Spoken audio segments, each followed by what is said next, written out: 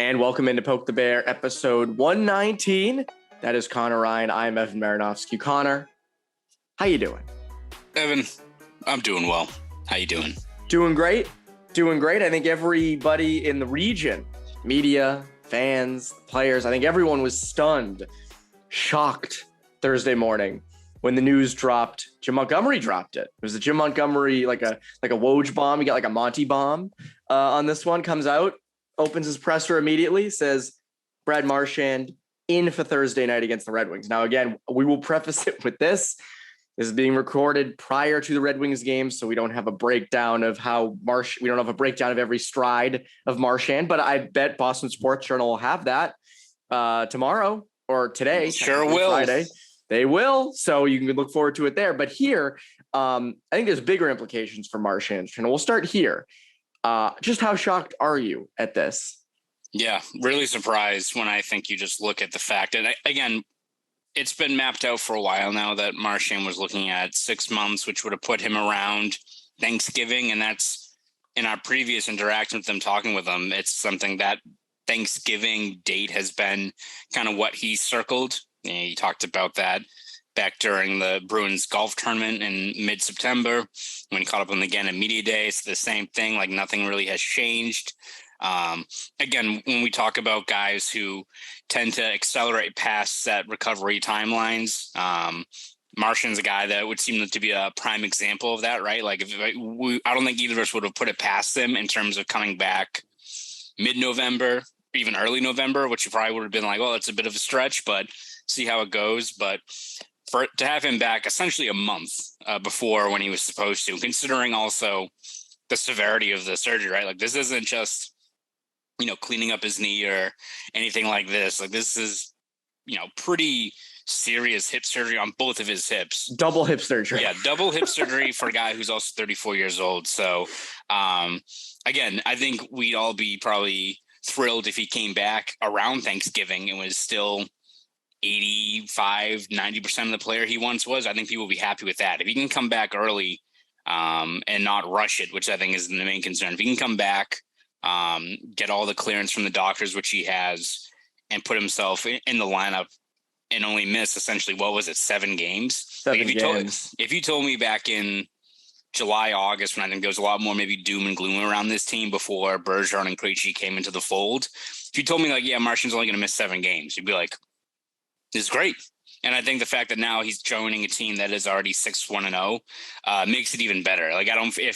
We'll see how, if the Bruins were 1-6 or something like that, or they were 3-4, it'd be one thing where it would be like, all right, is he rushing back? Is he putting too much risk out there? The fact that he's already joining a team that's playing really well, it also adds a level that, all right, it seems like the doctors and stuff are the ones that aren't really rushing him here, and they're giving him the clearance to play. So great news all around for the Bruins. Yeah, this is where I hope they aren't rushing it. Because again, he mentioned in the presser in his scrum with you guys, that, the doctor told me X amount of months. I said, no way. That's where, again, I don't think that there's any, I don't think they're rushing him back, but I hope that they aren't, right? There's no need to rush him back. You're 6-1. And he's 34, double hip surgery. I know he's not playing Friday night, just kind of like a test run against the Red Wings on Thursday. Again, I don't think they're rushing him back, but they better not freaking be rushing him back because you have no reason to rush him back. Yeah. There's no need. And even if it's him being like, no, I want to be out there playing with my teammates, better you wait a little bit. But again, if they're telling the full truth and he's back, and again, Montgomery even said, they've had this timeline kind of under wraps. So maybe this has been the timeline all along. Maybe they're the opposite of the Celtics, where the Celtics will say they're coming back. And then it's 3 more weeks or whatnot. The Bruins are like, Rob's going to be out until January. Yeah. And then he ends up being out till April. Whereas, you have Marchand here, who's back way ahead of schedule. So maybe they have a surprise coming on McAvoy or something like that. Who knows? McAvoy seemed to be having fun up in the booth. So I don't think McAvoy wants to come back and play. I think he wants to be the third guy. He's already pivoting. Yeah. And McAvoy's already out there in practice in a non-contact. So again, he's looking at the same timeline, at least what was there before with Marchand of late November. Again, I don't think he's going to be back next week, but who knows? Is it now going from November 28th to November 21st? saves you a couple of games. So who knows? All of a sudden, this team, for as much as I think the main narrative was, all right, they got to stay afloat, got to get healthy. And we said that. Oh, yeah, absolutely. Yeah, we will gladly own it. I don't think that was a stretch to be like, this team could be in for some rough, tough sledding, to start the year. We're now in a spot where in another 2 weeks, the Bruins could be back at full health, barring any other late injuries. And the other thing is, like, and again, it's only 7 games, 8 after Thursday night when you'll be listening to this. They could have lost 100-0 to the Red Wings. I mean, who really knows? That'd be wild. But that would be pretty crazy. Marchand right back up in the right. Yeah, exactly. Have fun up there. But I don't know. I'm not around the team every day, so I can't speak to this. You are. And again, maybe I'm looking way too early at things, but isn't there kind of something about this team? Again, I know it's so early to say that, but 6-1 start. Marchand's way ahead of schedule. They're scoring a ton. They're finding ways to win. I know they've blown a few leads, but like, is it crazy to think like there's something with this team, or am I way ahead of schedule on that one? Yeah, no, I mean, I think when you look at just trying to get the pulse of this team and how it is, it's something that I feel like when we talk about this narrative, people automatically are like, all right, pump the brakes, like relax. And it's easy to say that because of past seasons. But when you look at, I think, the importance of like Bergeron coming back, of Krejci coming back, I don't think that's something that's just a narrative or it's something that we just talk about because you can draw a parallel to The Last Dance or any of these other, other sports franchises where a team puts together one last run. I don't think that's lost on the players themselves, that it seems like guys are really buying in. They know what's at stake. They know they probably won't have another chance after this, barring Bergeron and Krejci coming back another year. Like, I don't think that's all lost on this team. So it's not to say that it's all business as usual, it's all business, no fun or anything like that. It just seemed like it's a very loose locker room, but I think it is something where guys are all buying in right now, knowing kind of what opportunity they have. So even Marchand, who's, again, he could have rested another few weeks, but I think he wants to join a team that's playing well and help out this team for the amount of respect that I think guys have for Bergeron and Krejci. And if you watch even like Behind the Beat, I think you can kind of glean that a little bit more in terms of just almost the reverence some of these guys have for the leaders in this room, and knowing they only have so many more kicks at the can left. You're seeing a team that I think is very focused in the early going, for as much as there's the growing pains of a new coach, new system, injuries, all that stuff. Guys are buying in really quickly, and it's encouraging to see, and you're seeing those results out there on the ice so far. Yeah, I mean, again, I just think that there's something. There's just like that. And again, maybe it's early season. Who knows? Again, we're not even at the end of October. We are at the end of October, but it's not over yet. So again, but I look at Marchand returning early, and you wonder when the Pastrnak news is going to hit about that contract extension. Maybe he'll re-sign for like 8 years, like $8 million per, and it's like, okay, everything's just working this year, isn't it? Like everything's just headed in that direction. I don't think that's going to be the case. But I think the big question is, Marchand, great, he's in the lineup. We know where he fits on the top line. Where does he help out the most? I mean, to me, I think he gives you some line stability. You finally get a look at, what your forward grouping is going to be when fully healthy. But also defensively, you need some help defensively. That's one area where they are not spectacular. I know they kind of shut down the Stars, which was great to see. The Stars, one of the best teams in hockey at the moment. But again, I think he does help you killing penalties. I think he helps you in your own zone. Where do you look at for where he helps out the most?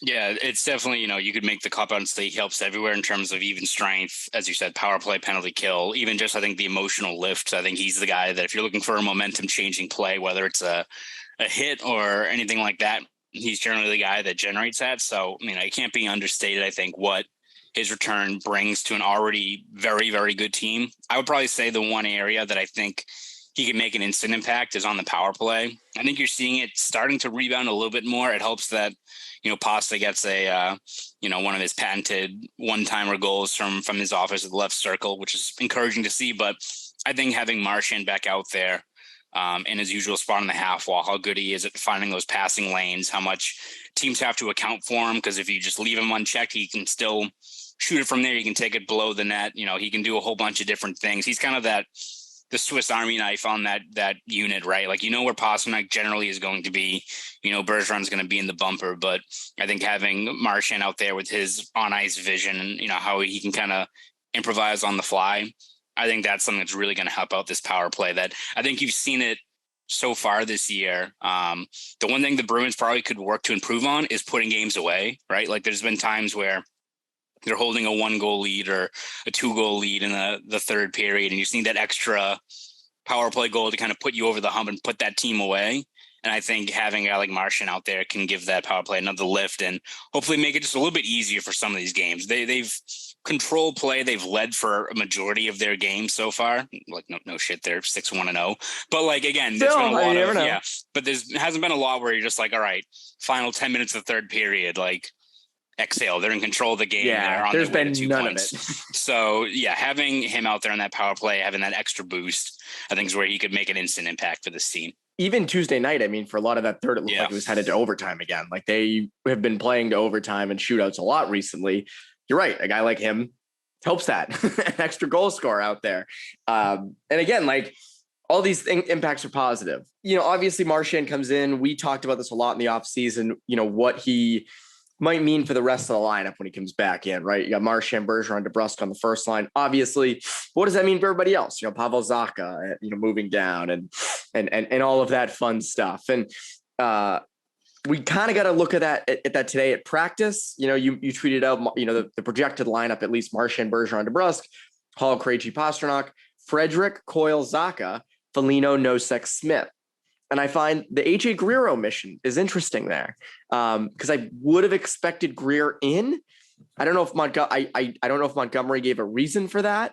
Kind of surprising. Are you surprised with these lines, especially with Smith down on that fourth line? I know he's been there lately, but with Marchand coming in. Yeah, I feel like the one thing that's kind of has this lineup, at least the one that's rolling out here for Thursday night, the kind of thing that's got the gears kind of stuck, I think, is Frederic, because Frederic's a guy that. Well, yeah, that's what I mean. I think that's the one where it's kind of holding things up in terms of Frederic also not being able to play on the left side. Because if you wanted to switch things around and put, you know, Zacha, Coyle, Smith, one where you keep, you know, Smith on the third line, hopefully he kind of bounces back. Zacha, you obviously probably want to keep him on the left side. I think he's more comfortable there as opposed to the right.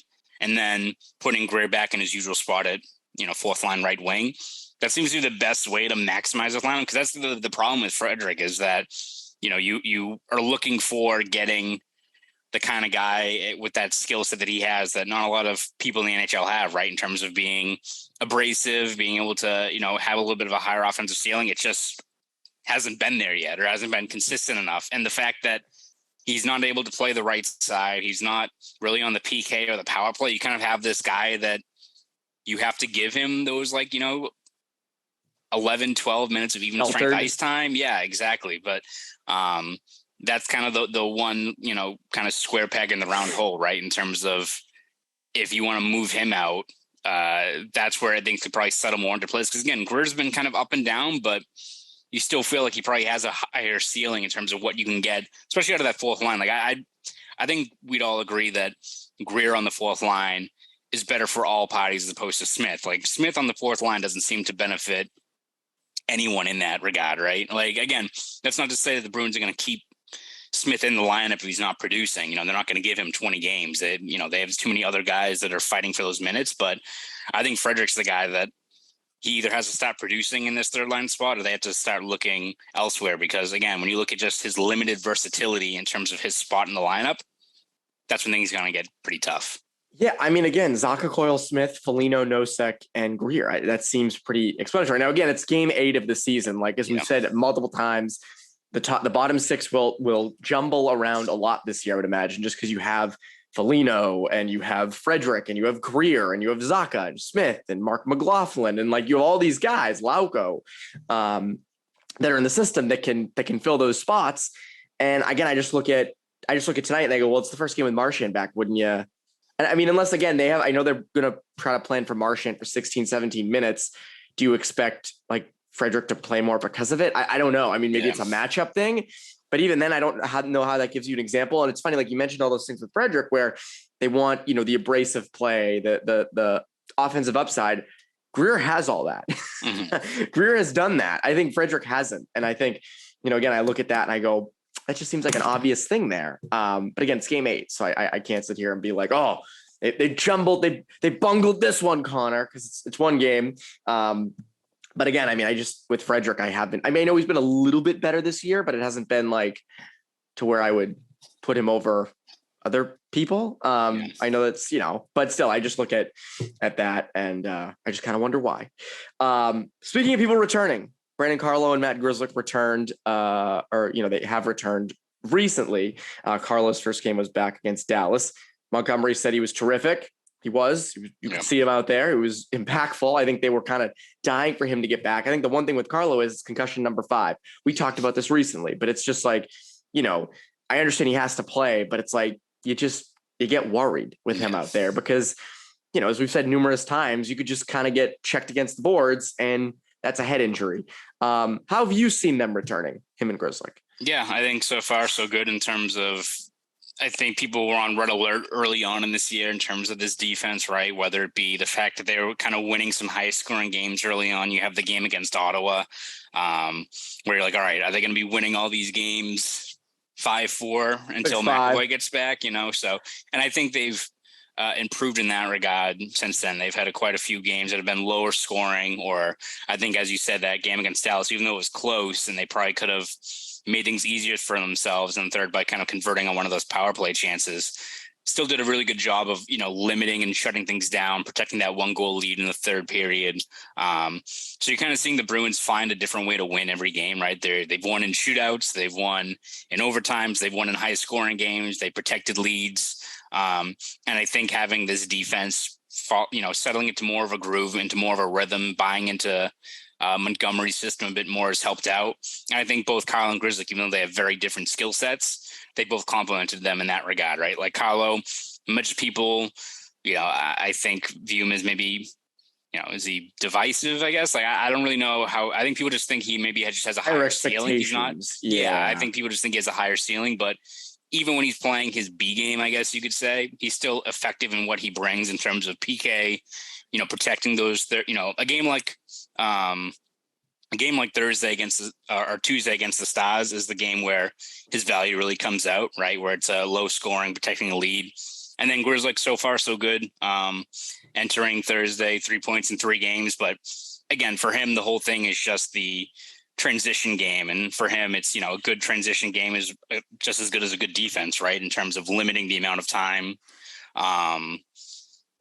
the amount of time you're in the D zone, the amount of chances, with his ability to get those first passes, moving guys up and down the neutral zone, it's helped out tremendously. So you look at this team again, it's the same as we talked about back in August when you're looking at Tread and Water, like this decor supposed to be pretty patchwork to start the year, but you're seeing once pieces fall into place, and obviously McAvoy is a big part of that, but whether it's guys like Grzelcyk playing their role potentially as more of a second pair guy, Derek Forbert stepping up, Conor Clifton's been awesome. He's a guy that you go through the peaks and valleys with him, but so far, if he's your third pairing right shot guy, playing pretty well right now. And that's not even counting in, a guy like Strawman, who looked good during the preseason, right? They've got depth in various areas across the lineup that once, things fall into place here, Montgomery should have a number of different options he can turn to on that defense.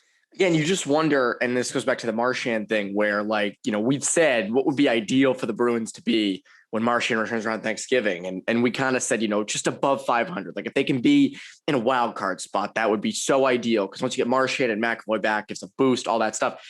These guys are coming back. They're 6-1.